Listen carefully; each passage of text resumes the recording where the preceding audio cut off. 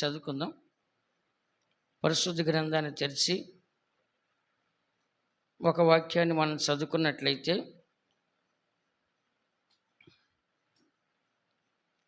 మన అందరం కూడా వాక్యము ద్వారా దేవుని పిల్లలుగా మనం ఉండాలి. మొదటి యోహాను రాసిన పత్రిక 3వ అధ్యాయం 9వ వాక్యం చూడండి. మొదటి యోహాను రాసిన పత్రిక 3వ అధ్యాయము 9వ వాక్యం.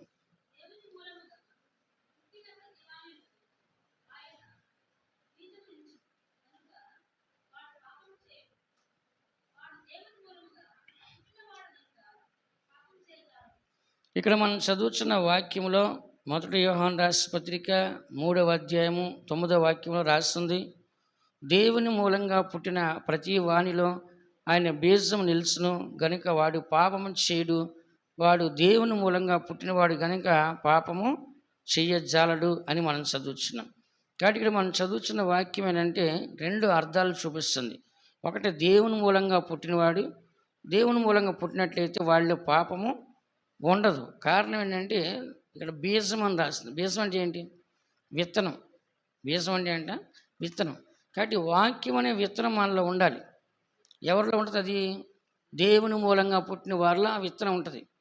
దేవుని మూలంగా పుట్టిన వారు ఆ విత్తనంతో ఉంటారు. దేవుని మూలంగా పుట్టకపోతే ఆ విత్తనం వాళ్ళలో ఉండదు.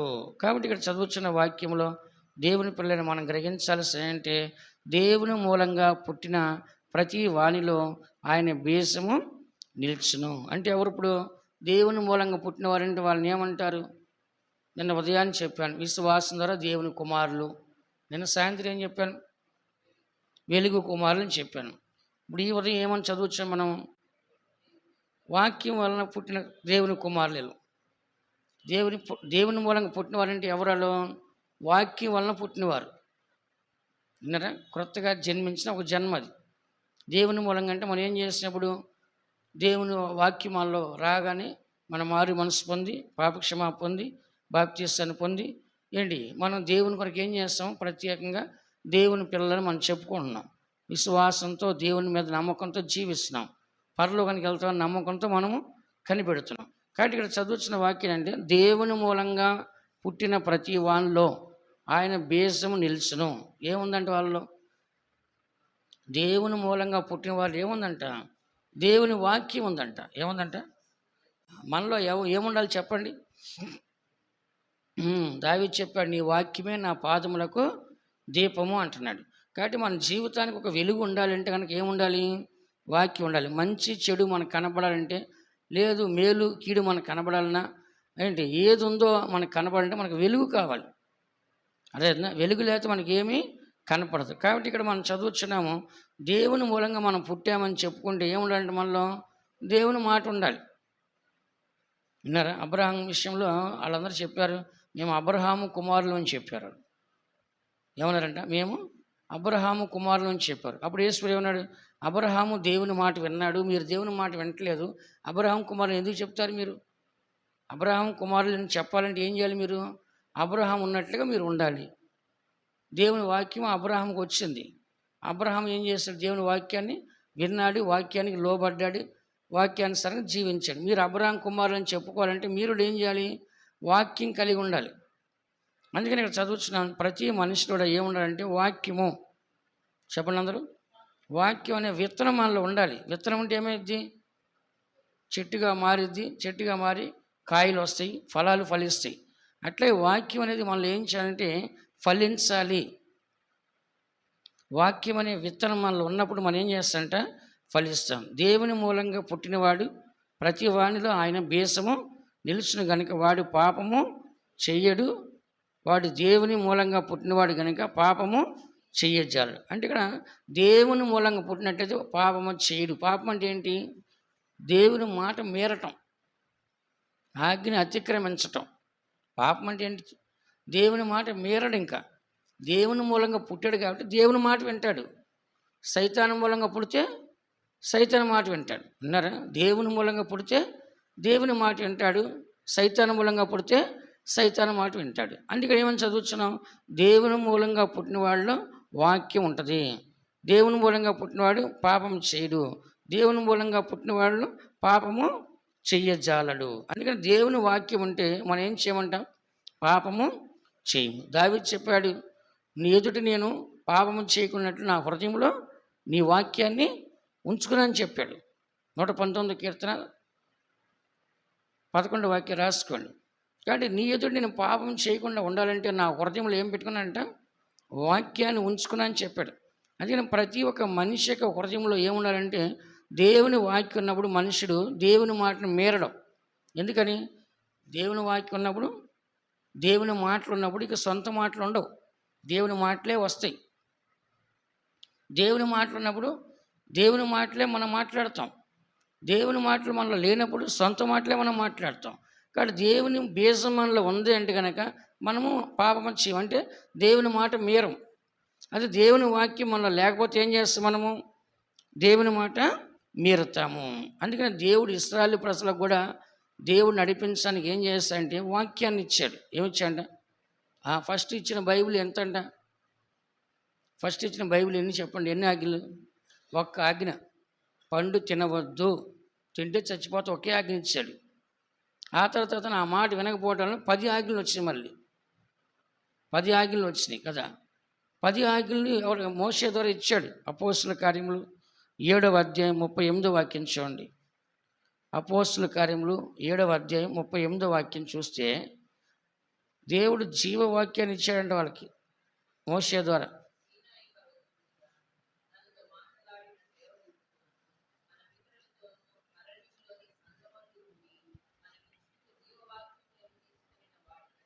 ఇక్కడ మనం చదువుతున్నాము, సీనాయి పర్వతం మీద తనతో మాట్లాడిన దేవదూతతోనూ మన పితరులతోనూ అరణ్యంలో సంఘమందు ఉండి మనకిచ్చుటకు జీవవాక్యమును తీసుకుని వచ్చినవాడు ఇతడే. చూసారా ఏం తీసుకొచ్చాడంట? జీవవాక్యాన్ని తీసుకొచ్చాడు. అతనికి మన పితరులు లోబడినొల్లక ఇతనిని త్రోసివేసి తమ హృదయములను ఐగుప్తుకి పోగోరిన వారైరి. అంటే వాక్యానికి లోబడలేదు వాళ్ళు. మోషే జీవవాక్యాలు దేవుని దగ్గర తీసుకొచ్చాడు. దేవదూత మాట్లాడి 10 ఆజ్ఞల్ని సీనాయి పర్వతం ఇస్తే 10 ఆజ్ఞలు తీసుకొస్తే వాళ్ళు ఏం చేశారంటే వాక్యానికి లోబడలేదు. దేవుని మాటలను ఏం చేశారు? తిరుగుబాటు చేశారు వాళ్ళు. కాబట్టి వాళ్ళు ఎక్కడికి వెళ్ళలేకపోయారు? కనానుకి తీసుకెళ్తానని చెప్పిన దేవుడు కనానికి వెళ్లకుండా దారిలో ఏమయ్యారంట? చనిపోయారు. కాబట్టి వాళ్ళ యొక్క అవిధేయత ఏమంటది? అవిధేయత అంటే వ్యతిరేకించటం, విధేయత అంటే లోబడటం. కాబట్టి వాళ్ళు ఏం చేస్తారంటే దేవుని మాట వాళ్ళ హృదయాల్లో లేదు. దేవుని మాట వాళ్ళ హృదయంలో ఉంటే, దేవుని మూలంగా వాళ్ళు పుట్టి ఉంటే దేవుని మాట వినేవాళ్ళు. వాళ్ళ హృదయంలో దేవుని మాట లేదు కాబట్టి వాళ్ళు ఏం చేయదంట? దేవుని మాట వినలేదు. ఈ దినాల్లో కూడా చూడండి, చర్చికి వస్తున్నారు, దేవుని మాట వినరు. బాప్తిస్మం పొందుంటారు, దేవుని మాట వినరు. పరిశుద్ధాత్మ పొందుంటారు, దేవుని మాట వినరు. సంఘంలో ప్రవచనాలు ప్రవచిస్తారు, దేవుని మాట వినరు. ఏంటి దర్శనాలు చూసి చెప్తారు, దేవుని మాట వినరు. సువార్తలు ప్రకటిస్తూ ఉంటారు, దేవుని మాట వినరు. అద్భుతాలు చేస్తారు, దేవుని మాట వినరు. కాబట్టి ఈ దినాల్లో అనేకులు కూడా దైవ కార్యాలు చేస్తారు, కానీ దేవుని వాక్యానికి మాత్రం ఏం చేయట్లేదు, వాళ్ళు లోబట్టం లేదు. కాబట్టి ఇక్కడ ఉండాల్సిన అంటే దేవుని వాక్యం మన హృదయంలో ఉండాలి. ఎక్కడ ఉండాలంట? దేవుని యొక్క వాక్యం మన హృదయంలో ఉండాలి. దేవుని యొక్క వాక్యం మన హృదయంలో ఉన్నట్లయితే కనుక మనం పాపము చేయము, పాపము చెయ్యజాలము. అందుకని మన హృదయంలో ఎప్పుడు కూడా దేవుని యొక్క వాక్యం ఉన్నట్లయితే మనలో ఎలాంటి చెడుతనము ఉండదు. ఎందుకంటే మనం పుట్టింది దేవుని వాక్యం వల్ల మనం పుట్టాం. దేనివల్ల అంట చెప్పండి అందరూ? దేవుని వలన పుట్టినవాడు పాపం చేయడు, పాపము చెయ్యజాలడు. దేవుని మూలంగా పుట్టినవాడు ఏం చేస్తాడంటే తన్ను కాపాడుకుంటాడంట. ఏం చేస్తాడంట? ఇదే 1 యోహాను 5వ అధ్యాయము 18వ వాక్యాలు మీరు చదవచ్చు. 1 యోహాను 5వ అధ్యాయం 18వ వాక్యం.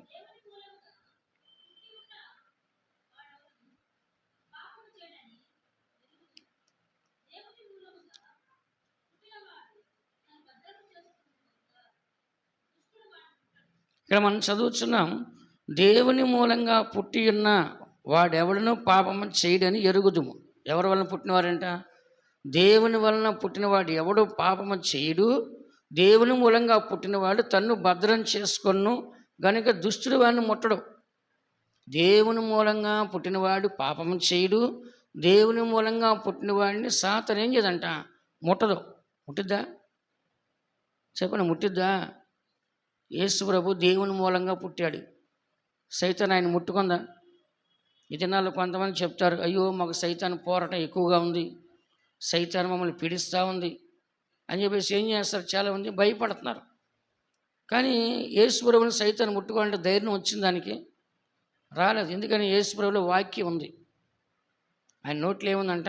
వాక్యం ఉంది. బైబిల్ రాస్తుంది కదా, ఆయన నోటి నుండి వాక్యం అనే 2 అంచుల ఖడ్గము బయలు వెళ్తుందని రాస్తుంది. కాబట్టి యేసు ప్రభు నోటి నిండా ఏముందంట? వాక్యం ఉంది. ఆయనలో వాక్యం ఉంది కాబట్టి సైతాన్ ఆయన ఏం చేయలేకపోయింది, ముట్టుకోలేకపోయింది. ప్రకటన గ్రంథము 1వ అధ్యాయము, ప్రకటన గ్రంథము 1వ అధ్యాయము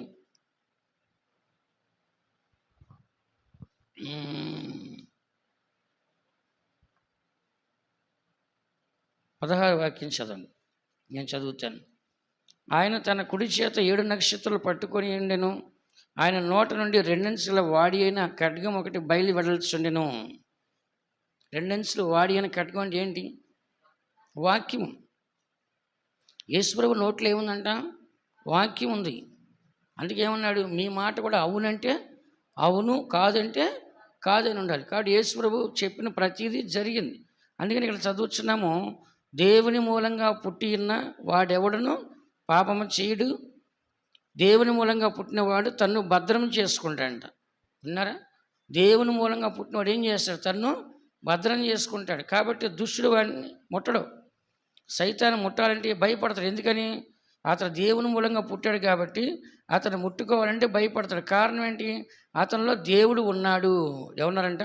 అతనిలో దేవుడు ఉన్నాడని చెప్పేసి, దేవుని వాక్యం ఉంది, దేవుని బీజం ఉందని చెప్పేసి సాతాను ముట్టుకోవాలంటే కూడా ఏం చేస్తాడంట? భయపడతాడు. ఇప్పుడు లోకంలో మనం చూస్తే ఎవరైతే రాజకీయంగా అధికార పార్టీ ఉండదో వాళ్ళ జోలికి పోరు, వాళ్ళు ఏం చేసినా. ఎందుకని? వాళ్ళకి అధికారం ఉంది, ముట్టుకుంటే వాళ్ళు వదిలిపెట్టరు. అట్లాగని ఇక్కడ మనం చదువుతున్నాము, మనం దేవుని వాక్యం ఉన్నప్పుడు సాతాను మనం ముట్టుకోవడానికి ధైర్యం రాదు. ఎందుకంటే వాళ్ళ వాక్యం ఉంది కాబట్టి వాళ్ళు ముట్టుకోవాలంటే దాని వల్ల కాదు. ఎందుకంటే వాక్యం ఉన్నప్పుడు సాతానికి అవకాశం ఉండదు మన దగ్గర రావడానికి. సాతాని క్రియలు మనలో ఉండవు. దేవుని వాక్యం మనలో పరిపూర్ణంగా ఉన్నప్పుడు సాతానికి మనం ఎట్లాంటి అవకాశం ఇవ్వము. సాతాను అవకాశం తీసుకోవడం అక్కడ వీలు కానే కాదు. అందుకని ప్రతి మనిషి కూడా దేవుని యొక్క వాక్యము మనలో బీజం ఉండాలి. అప్పుడు పాపము చేయము, పాపం చేయజాలము. దేవుని యొక్క వాక్యాన్ని ఇశ్రాయేలు ప్రజలకు ఇస్తే వాళ్ళు దాన్ని అంగీకరించకుండా, లోబడకుండా వాళ్ళు తిరుగుబాటు చేసి నశించిపోయినారు. అందుకే మనము దేవుని మూలంగానే మనము పుట్టాము అని ఇక్కడ మనం చదువుతున్నాం. అందువలన సాతాను వల్లనే ముట్టడు. ఇదే మాట యాకోబు రాసిన పత్రిక 1వ అధ్యాయం 18వ వాక్యం మీరు చదివితే, యాకోబు రాసిన పత్రిక 1వ అధ్యాయం 18వ వాక్యం చూడండి.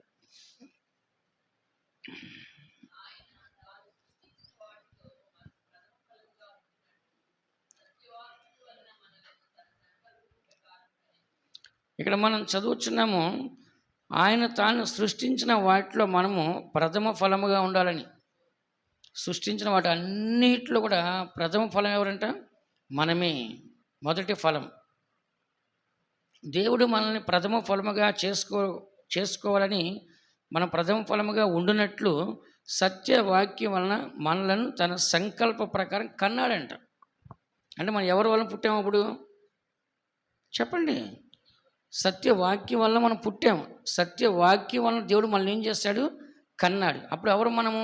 దేవుని పిల్లలమే. మనలో ఎవరున్నారు? దేవుని వాక్యం ఉంది. దేవుని వాక్యం ద్వారా మనల్ని కన్నాడు దేవుడు. వాక్యం అనేది మన హృదయంలో బీజం వేశాడు. కాబట్టి సాతాను మనం ముట్టిద్దా? ముట్టదు. పాపం చేస్తామా? చేయం. కాబట్టి వాక్యం లేనప్పుడు ఎవరు ముడతారంట? సాతాను ముట్టుద్ది. వాక్యం లేనప్పుడు ఏం చేస్తాడు మనుషుడు? పాపము చేస్తాడు. కానీ బైబిల్లో ఒక మాట రాస్తుంది, దేవుని వాక్యం ఎవరికి వచ్చినా వారు దైవములంట. ఎవరంట? అంటే వాళ్ళు దేవునితో సమానం అంటే వాక్యం ఉండేవారు. యోహాను సువార్త 10వ అధ్యాయంలో చూడండి. యోహాను సువార్త 10వ అధ్యాయము 35వ వాక్యం చదవండి. దేవుని వాక్యం ఎవరికైతే ఉంటుందో వాళ్ళు దేవునితో సమానం రాస్తుంది. ఇంక సాతాను ముట్టదు వాళ్ళని. చదవండి.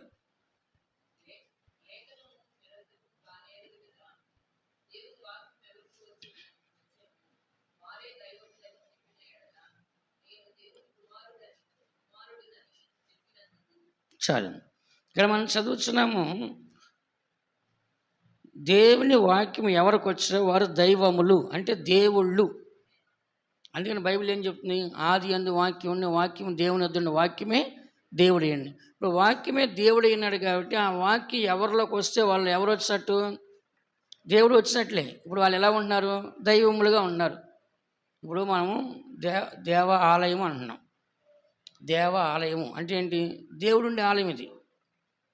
అట్లా వాక్యం మనలో ఉన్నప్పుడు ఏమొచ్చినట్టు? మనము దైవములే. దేవుని వాక్యం ఎక్కడుందో అక్కడ దైవమే, దైవం ఉన్నట్టే. దేవుని మందిరం అంటాం. ఎందుకని? అక్కడ దేవుడు ఉంటున్నాడు కాబట్టి దేవుని మందిరం అంటున్నాం. అట్లా దేవుని వాక్యం ఎవరికి వస్తే వాళ్ళు దైవములు, అంటే దేవుడు వాళ్ళు ఉంటున్నాడు కాబట్టి వాళ్ళు దైవత్వంతో సమానం అని చదువుతున్న. మనం జన్మించినంత వాక్యం వలన. దేనివల్ల అంట? వాక్యం వల్లనే మనం ఏం చేస్తామంట?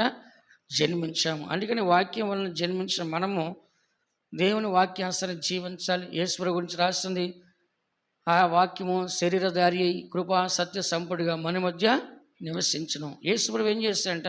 ఆ వాక్యం ద్వారా వచ్చాడు ఈ లోకానికి. యేసు దేని ద్వారా జన్మించాడు? వాక్యం ద్వారా. ఆ వాక్యము శరీరధారి అంటే ఏంటి? ఆ వాక్యం అనే దేవుడు ఏం చేస్తాడంట? శరీర అవతారం ధరించుకొని శరీరంతో ఈ లోకానికి వచ్చాడు. కానీ మనమైతే ఏం చేస్తున్నాం? శరీరంలో మనం ఉన్నాము, శరీరంలో దేవుని వాక్యం మనలోకి వస్తుంది. దైవత్వం అనేది మనకేం చేస్తుంది? మనలోకి వస్తుంది. అందుకని ప్రతి మనిషికి జీవితంలో పాపము చేయకుండా ఉండాలంటే, సాతాను మనల్ని ముట్టకుండా ఉండాలంటే దేవుని యొక్క వాక్యం మనలో ఉండాలి. దేవుని యొక్క వాక్యం మనలో ఉన్నట్లయితే సాతాను ముట్టదు, మనం తిరుగుబాటు చేయము. ఇశ్రాయేలు ప్రజలు దేవుని వాక్యం మోషే 10 ఆజ్ఞలు తీసుకెళ్ళినప్పుడు వాళ్ళు వినకుండా 40 సంవత్సరాలు అరణ్యంలో రాలిపోయినట్లుగా మనం చదువుతున్నాం. అందుకని మనం దేవుని మూలం పుట్టినప్పుడు మనల్ని భద్రం చేసుకున్నాం కాబట్టి సాతాను మనల్ని ముట్టదు. దేవుని వాక్యం ఎవరికి వస్తో వాళ్ళు ఎవరంట? దైవములని మనము చదువుతున్నాం.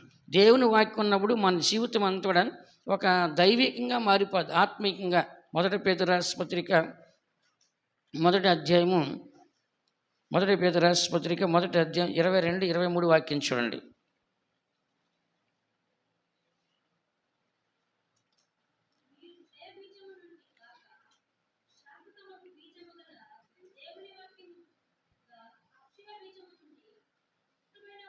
చాలు.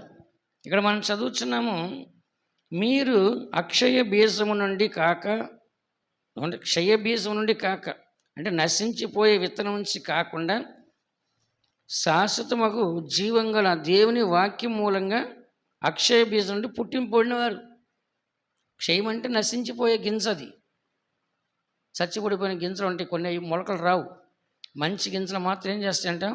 మొలకలు వస్తాయి. కొన్ని గింజలే మొలకలు వస్తాయి, కొన్ని గింజలు మొలకలు రావు. అందుకే రాస్తుంది, మీరు క్షయమైపోయే బీజం నుండి, అంటే క్షయమైపోయే వాక్యం నుండి కాకుండా శాశ్వతముగా జీవం గల దేవుని వాక్యం వలన మీరు పుట్టిన మూలముగా అక్షయ బీజం నుండి మనం ఏం చేస్తుంట? పుట్టి ఉన్నాము. అంటే మనం దేని ద్వారా పుట్టాము? మనము వాక్యము ద్వారా. దేని ద్వారా చెప్పండి? దేవుని యొక్క వాక్యం ద్వారా మనం జన్మించాం కాబట్టి నిష్కపటమైన సహోదర ప్రేమ కలిగినట్లు మీరు సత్యమునకు విధేయులగుట చేత మీ మనస్సులను పవిత్రపరచుకునే వారి ఒకరినొకడు హృదయపూర్వకంగా మిక్కుటముగా ఏం చేయాలి?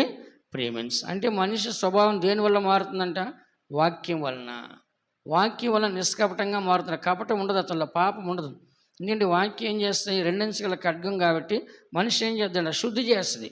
ప్రాణము, ఆత్మ, శరీరము, మూలుగులు, కీళ్ళు విభజించడంతో దూరి అన్నిటిని పరిశోధించి ఏం చేస్తుంట?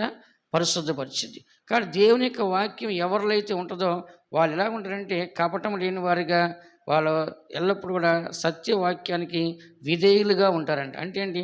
నిజమైన దేవుని మాటకి లోబడతారని రాస్తుంది ఇక్కడ. కాబట్టి ప్రతి దేవుని బిడ్డలో దేవుని వాక్యం కనుక మనకు లేకపోతే సాతాను మన దగ్గరికి వస్తుంది. బైబిల్ ఏముంటుంది? మీరు దేవునికి లోబడినండి, అప్పుడు అపవాది ఎదిరించండి, వాడి మీ ఎదురు నుంచి పారిపోతాడు. అదే మీరు దేవునికి లోబడి ఉండకపోతే కనుక ఎవరు వస్తారు? సాతానే వస్తుంది. మనలో వచ్చేసి ఏం చేస్తుంది? తన ఇష్టం వచ్చి మన జీవితాన్ని చేసేస్తుంది. అందుకే బైబిల్ రాస్తుంది, ఒక ఇల్లు ఊడ్చి అమర్చినట్టు చూసి అందులో ఎవరు లేకపోవటం వలన సైతాన్ ఏం చేస్తాడంట? వచ్చి చూసి మళ్ళీ దానికంటే చెడ్డ ఏడు పట్టుకు వస్తాడంట. చూసారా? కాబట్టి దేవుని యొక్క వాక్యం మనలో ఉండాలి. ఎప్పుడు మన హృదయం ఖాళీగా ఉండకూడదు. విన్నారా? ఖాళీ సమయం దొరికిన వెంటనే వాక్యం చదివి మన వాక్యం హృదయంలో పెట్టుకొని వాక్యంతో మనం భద్రం చేసుకోవాలి. వాక్యం లేకపోతే మనల్ని ఎవరు కాపాడలేరు. వాక్యం ఉంటేనే మనల్ని కాపాడుద్ది. యేసు ప్రభువు దగ్గరికి సైతాను వచ్చి, నువ్వు దేవుని కుమారుడైతే ఇక్కడి నుంచి దూకు, దేవుని కుమారుడైతే రాళ్ళను రొట్టెలుగా చేయండి. యేసు అన్నాడు, నీ దేవుని శోధింపు వలదో సైతాను నా వెనక్కి వెళ్ళిపో అన్నాడు. దేంతో మాట్లాడాడు యేసు ప్రభు? సాతానుతో. సాతాను దేంతో మాట్లాడింది? యేసు ప్రభుతో వాక్యంతో మాట్లాడింది సాతాను. యేసు ప్రభు కూడా సాతానుతో దేంతో మాట్లాడాడు? వాక్యంతోనే మాట్లాడు. అంటే దేవుని బిడ్డనే మనందరం కూడా ఈ సత్యాన్ని గ్రహిస్తున్నాం. వాక్యము ద్వారానే మనము ఉండాలి. వాక్యం ద్వారా మనము నడుచుకోవాలి. కాబట్టి మనం దేవుని పిల్లలుగా ఉండాలంటే వాక్యం మనలో ఉండాలి. ఫిలిప్పీ రాసిన పత్రిక 2వ అధ్యాయము 16 వాక్యం చూడండి. ఫిలిప్పీ రాసిన పత్రిక 2వ అధ్యాయము 16 వాక్యం.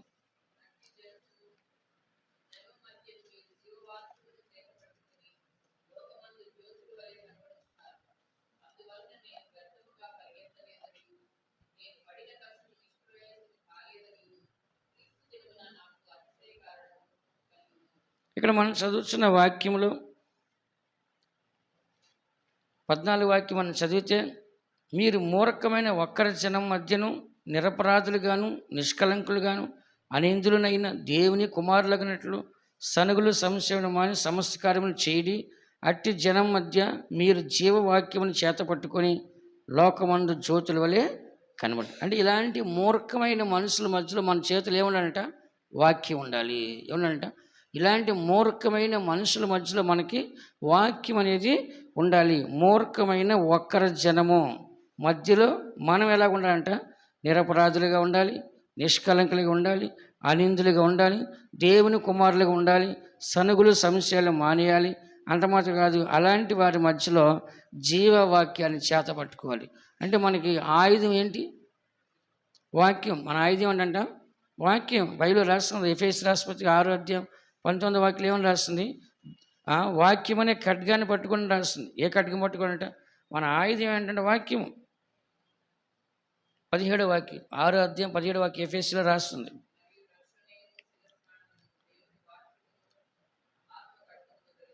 చాలు. ఇక్కడ మనం చదువుచున్నాం, దేవుని వాక్యమును ఆత్మ ఖడ్గమును మనము ధరించుకోవాలి. కాబట్టి ఈ వాక్యం అనేది ఒక ఖడ్గం, ఒక కత్తి. ఎందుకు ఆ కత్తి?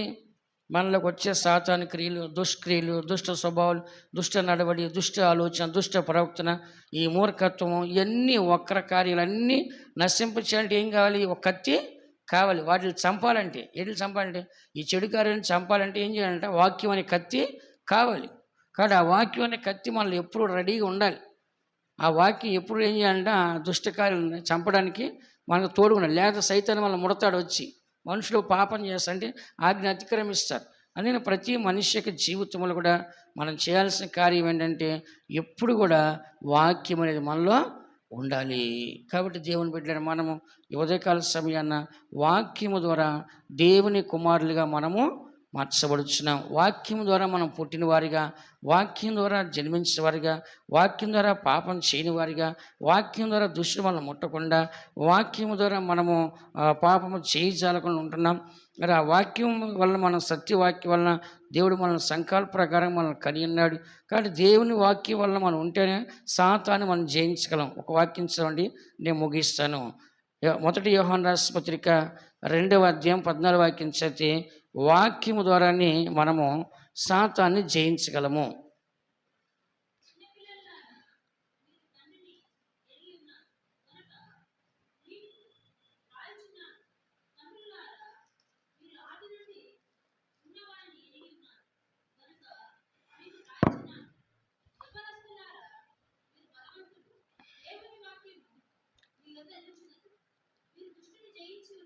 చాలు. ఇక్కడ మనం చదువుతున్న వాక్యం ఏమని రాస్తుంటే, యవనస్తులారా మీరు బలవంతులు, దేవుని వాక్యము మీ యందు ఉన్నది గనుక మీరు దుష్టుని జయించున్నారు. సాతాను జయించాలంటే మనకి ఏముండాలంట? వాక్యం ఉండాలి. ఏముండాలంట? వాక్యం ఉండాలి. వాక్యం ద్వారా ఎవరిని జయించాలి? మనము సాతాను జయించాలి. సాతాను వచ్చి మనకి ఎన్నో ఆలోచనలు పెట్టిద్ది. అప్పుడు మనం ఏం చేయాలి? వాక్యాన్ని జ్ఞాపం చేసుకొని వాక్యం ద్వారా సాతానుతో మాట్లాడితే సాతాను ఏమైపోద్ది? వెళ్ళిపోద్ది. ఏమైపోద్దంట, ఒకసారి ఒక ఆమెకి దెయ్యం పట్టింది.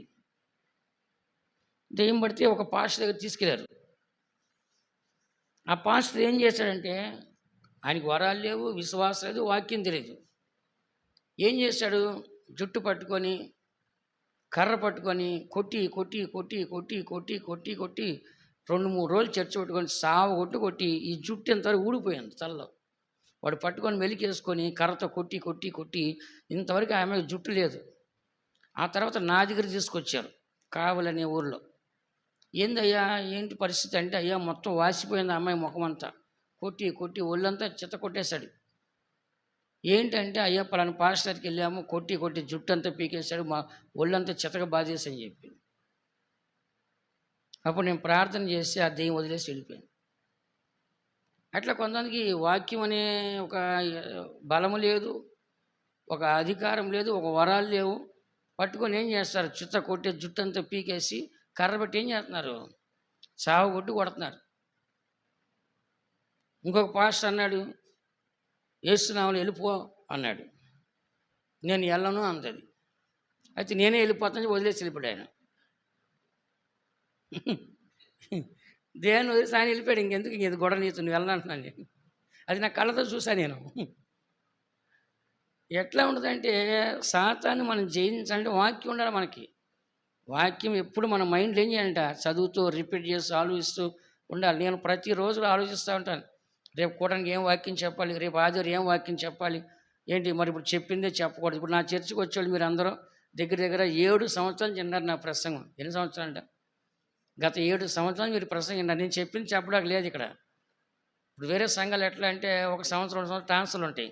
ఇక్కడ చెప్పిన ప్రసంగాలే మళ్ళీ అక్కడికి పోయి చెప్తారు, అక్కడ చెప్పిన ప్రసంగాలే మళ్ళీ అక్కడ పోయి చెప్తారు. కానీ ఇక్కడ మీకు 7 సంవత్సరాల నుంచి చెప్పిన ప్రసంగం చెప్పకుండా చెప్తున్నాను నేను. ఇంకెన్ని సంవత్సరాలు నేను బతుకుంటాను, ఎన్ని సంవత్సరాలు మీరు ఇక్కడికి వస్తారు, అంతవరకు కూడా ఏం చేయాలి, నేను మళ్ళీ కొత్త వాక్యాలు నేను చెప్పాలి. అప్పుడు నాకు మైండ్ ఎప్పుడు ఈ వాక్యాలు చెప్పి చెప్పి చెప్పి అవన్నీ ఆలోచించి మైండ్లో ఉంటాయి ఎప్పుడు కూడా. ఎందుకు ఇదంతా చెప్తానంటే, ఎప్పుడు మన మైండ్లో వాక్యం ఉండాలి. వాక్యం ఉంటే సాతాను మనం ముట్టదు, సాతాను మన దగ్గర రాదు, మనం పాపం చేయము, పాపం చెయ్యి జాలము. ఏంటి, సాతాను మనం ముట్టకుండా మనం భద్రం చేసుకుంటాం. దావీదు ఏమన్నాడు, నీ ఎదుటి నేను పాపం చేయనట్టుగా నా హృదయంలో నీ వాక్యాన్ని ఉంచుకున్నా అని చెప్పాడు. కాబట్టి ప్రతి మనిషిలో ఉండాలంటే వాక్యం అనేది కరెక్ట్గా ఉండాలి. సాతాన్ని జయించాలన్నా, దుష్టాత్మలు జయించాలన్నా, దురాత్మలు జయించాలన్నా మనందరూ ఉండాల్సి ఏమంట, వాక్యము. చెప్పండి అందరూ ఏమన్నారంట, వాక్యం. అందుకని వాక్యం లేకుండా పట్టుకొని మనం వాళ్ళని కొట్టి తిట్టి చేస్తే పోతాయా? పోతాయా చెప్పండి? ఒక్క దెయ్యం కూడా పోదు. కాబట్టి దేవుని బిడ్డలైన మనందరం కూడా సాతాను భయపడాలంటే మనల్ని చూసి భయపడదండి. మన కండ్లు చూసుకోనో లేకుంటే ఇంకోటి చూసుకొని భయపడదు. ఏం చూసి భయపడుద్ది? వాక్యం చూసి భయపడుద్ది. చాలామంది ఏం చేస్తారు, భయం వేసినప్పుడల్లా దెయ్యాలు పడతాయని రాత్రి కూడా బైబిల్ కింద తల కింద పెట్టుకుంటారు. బైబిల్ తీసుకొని ఎందుకు, ఆ దెయ్యం వస్తుందేమో అని. బైబిల్ తీసి నా తల కింద పెట్టండి అంటారు. ఎందుకు? ఆ దెయ్యం వచ్చి పట్టుకూడదని చెప్పేసి. అది తల కింద కాదు ఉండాలి, మన హృదయంలో ఉండాలి. ఏమనంట చెప్పండి, ఎక్కడ ఉండాలంట?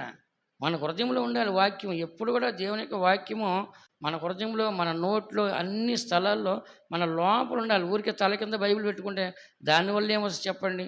దేవునికి మాటలు అనేది ఎప్పుడు కూడా మన హృదయంలో ఉంటే సాతాను భయపడుద్ది, దెయ్యాలు భయపడతాయి, అన్నీ భయపడతాయి. అదే దేవుని యొక్క వాక్యం మనలో లేకపోతే కనుక ఏది కూడా మనకి భయపడదు. రోమరాసు పత్రిక 10వ అధ్యాయం 8వ వాక్యం నేను చదువుతాను, వినండి. రోమరాసు పత్రిక 10వ అధ్యాయం 8వ వాక్యం ఏమని రాస్తుంది? అదేదనగా, అదేమని చెప్పుచున్నది, వాక్యము నీ యొద్దను, నీ నోటను, నీ హృదయములోను ఉన్నది, అది మేము ప్రకటించు విశ్వాసమే. ఎక్కడుండాలంట వాక్యము? మన యొద్ద, మన నోట, మన హృదయంలో. సామెతలు 6వ అధ్యాయం ఇంటికి చదువుకోండి. 6 అధ్యాయాలు రాసుకోండి. నీ మెడక రాసుకో, నీ మెడక తగిలించుకో, నీ వేళ్ళు తగిలించుకో, నీ కళ్ళల్లో పెట్టుకో, నీ హృదయంలో పెట్టుకో, హృదయాన్ని పలక మీద రాసుకొని రాస్తుంది 6వ అధ్యాయం సామెత. వాక్యం అనేది ఏంటంటే ఎప్పుడు మన లోపల ఉండాలి. అప్పుడు సైతాన్ రాదు. మనలో వాక్యం లేదనుకోండి ఏమొస్తుంది చెప్పండి? సైతానే వస్తుంది. చాలామంది రాత్రి కూడా కలవరిస్తారు. పగలు ఏ సినిమా అయితే చూస్తారు, ఏంటి ఏదైతే మాట్లాడుతారో రాత్రిపూట అయ్యే కలవరిస్తూ ఉంటారు. నేను కూడా ఎన్నో సందర్భాల్లో సేవ చేసేవాడు. కొంతమంది పిల్లలు నైట్ నా రూమ్లో వచ్చి పండుకునేవాళ్ళు, మగ పిల్లలు. రైట్ టైం అరిసేవాళ్ళు, కలవరిచ్చేవాళ్ళు. నేను పోయి ఒకటి వేసేవాడిని, అప్పుడు సైలెంట్ అయ్యేవాళ్ళు. ఏంటంటే వాళ్ళు పగలంతా ఏదో ఆలోచిస్తారు, ఏదో మాట్లాడతారు, అది నైట్‌కి వచ్చేస్తుందన్నమాట. అట్లాగా సాతానికి మనం చోటు ఇవ్వకుండా ఎప్పుడు వాక్యం ఉండాలి మనకెప్పుడు. మన సండే స్కూల్ పెడతాం పిల్లలకి. చూసారు నిన్న ఎన్ని ప్రైజులు ఇచ్చాం చూసారు. చూసి అందరూ భయపడిపోయి, "అయ్యా ఏందయ్యా" అని అడిగారు అందరూ. లండన్ ఆయనకు ఫోన్ చేసి, "నేనంతా చూసా లైవ్, ఏంది అంత భయంకరంగా చేశాను." మరి ఎందుకు చేసావు? డబ్బులు ఎక్కువయ్యా, హెచ్చులు ఎక్కువయ్యా? కాదు. ఆ పిల్లలు బాగుండాలి, ఆ పిల్లలు మంచిగుండాలి అని మనం సండే స్కూల్ ప్రతి వారం పెట్టి రూ. 300 స్నాక్స్‌కి ఇస్తాను. వారం వారం రూ. 250 మరి స్నాక్స్ ఇచ్చి, వాళ్ళ టీచర్లు పెట్టి ఇయన్నీ ఆళ్ళ కోసం అన్నం వండుతాను. లేకపోతే అన్నం ఎందుకు మాకు పని? ప్రతి ఆదివారం కూరగాయలు తెచ్చుకొని, కోసుకొని, వండుకొని, కడుక్కొని, కడగలేదని ఒక బాధ, తుడవలేదని ఒక బాధ, ఒకడు ఎక్కువ తినేసాడు ఒక బాధ, ఒకడికి లేదని ఒక బాధ. ఈ దరిద్రం అంతా ఎందుకు అసలు పెట్టకపోతే? అది లేకపోతే దరిద్రం ఉండదు మాకు అసలు. మా దరిద్రం అంతా అక్కడే. ఇంక అందుకే నేను కూడా తీర్మానం చేసుకుంటున్నాను. ఇక నుంచి బల్లారినప్పుడు 2 ఎగ్ పళ్ళు మనిషికి ఒక ఎగ్ పప్పు ఇచ్చేస్తే సరిపోద్ది అనుకుంటున్నా. ఒక పట్టి అన్నీ మోసుకొని రావాలి. పొద్దున్న 4 గంటలకి మాంసాలు తెచ్చుకోవాలి. అవన్నీ వండుకోవడానికి స్టవ్లు కావాలి, పెద్ద పాత్ర కావాలి, కడగాలి, వండాలి. ఎవ్వరు ఉండరు. వండిన తర్వాత మళ్ళీ వచ్చి మేము ఆరాధన నడిపించుకోవాలి. తినేసి అన్నీ పారేసి వెళ్ళిపోతున్నారు. ఏమనంటే కోపం వచ్చేస్తుంది వాళ్ళకి. ఇక్కడేం పని మనిషి లేరు మనకి. నేను అదే అనుకున్నా. బయట సంఘంలో ఎవరు అన్నాలు పెట్టరు. ఒక ఎగ్ పప్పు ఏది ఇచ్చేస్తారు. ఇక అదే మనం కూడా ఇచ్చేస్తే ఇంటికాడ పోయి తింటారు. వీళ్ళు ఎట్లాగ వచ్చేది ఎన్ని గంటలకి? 10:30, 11 గంటలకు వస్తారు. ఇంటికాడ వండుకొని వస్తారో తిన్న వస్తుంది వాళ్ళకి తెలుసు మనకి. ఎందుకు ఎంత చెప్తున్నా అంటే దేవుని వాక్యం మనలో లేకపోతే సాతాను ఏదో ఒక విధంగా క్రియేట్ చేస్తుంది. అందుకని మనం ఎప్పుడు ఏముండాలంటే మన మైండ్లో చెప్పండి, మన నోట, మన యొద్ద, మన హృదయం ఏముండాలంట? వాక్యం ఉండాలి. అందుకని మనం చదివాం కదా, దేవుని వాక్యం నీ దగ్గర ఉంటే దుష్టుడు ముట్టడు, దేవుని వాక్యం ఉంటే తను భద్రం చేసుకుంటాడు. కానీ వాక్యం ఆధారం మీరు మళ్ళీ ఇంటికెళ్ళి యూట్యూబ్లో మన ఏంటంటే కావాలంటే దేవుని బిడ్డలు మనం దేవుని మూలంగా పుట్టాలి. అప్పుడే మనం వాక్యం వలన పుట్టిన దేవుని కుమారులుగా మనము కనబడుతుంది. అలా దేవుడు మనకు సాధించినట్లుగా స్తోత్రించదము. స్తోత్రం స్తోత్రం స్తోత్రం స్తోత్రం స్తోత్రం స్తోత్రం స్తోత్రం స్తోత్రం స్తోత్రం స్తోత్రం స్తోత్రం స్తోత్రం. దేవుడు ఈ 3వ ఉపవాస ప్రార్థన శుద్ధీకరణ కూటాన్ని ఆశ్రయించి మనం పరిశీలించుకొని వాక్యం ద్వారా మనం శుద్ధీకరించుకొని మళ్ళీ వాక్యాన్ని విని మనం బలపట్టక దేవుడు మనకు సహాయం చేస్తారు కాబట్టి స్తోత్రించదము. స్తోత్రాయ్ స్తోత్రాయ్ స్తోత్రాయ్ స్తోత్రాయ్ స్తోత్రాయ్ స్తోత్రాయ్ స్తోత్ర. దుష్టుడు మనల్ని ముట్టకుండా మనల్ని భద్రం చేసుకోవడానికి దేవుడు మనల్ని కాపాడినట్లుగాను మన నోట, మన హృదయంలో, మన యొద్ద ఎల్లప్పుడూ దేవుని వాక్యం అనే ఖడ్గం మనల్ని కాపాడినట్లుగా స్తోత్రించదము. స్తోత్రాయ్ స్తోత్రాయ్ స్తోత్రాయ్ స్తోత్రాయ్ స్తోత్రం. అలానే దేవుడు మనకి సేవని మనకి ఆశ్రయించాలి. మన విశ్వాసాలు చెప్పాం. 4 రోజుల నుంచి అనౌన్స్మెంట్ చేస్తాం. ఏముందని? ఉపాసనాలని బల్లాలను నెల రోజులు అనౌన్స్మెంట్ చేస్తూ ఉన్నాం. అయినా కూడా అనేకులు కూడా రాకుండానే కనబడుతున్నారు. దేవుడు వాళ్ళని కూడా సాయంత్రం చివరి కూట నడిపించి మరి బల్లో పాల్గొంటే ఆశీర్వాదం ఉంటే దేవుడు సాయం చేయట్లుగా స్తోత్రించదము. స్తోత్ర స్తోత్ర స్తోత్ర స్తోత్ర స్తోత్ర స్తోత్ర స్తోత్ర స్తోత్ర స్తోత్ర స్తోత్ర స్తోత్ర స్తోత్ర. అప్పుడు మనకి లైవ్లో ఒక 40 మంది కూర్చున్నారు. ఇప్పుడు 40 మంది వింటున్నారు లైవ్ ఆల్రెడీ. దేవుడు వాళ్ళు కూడా ఆశ్రయించి వాళ్ళు కూడా దేవుని నడిపించట్లుగా స్తోత్రించదము.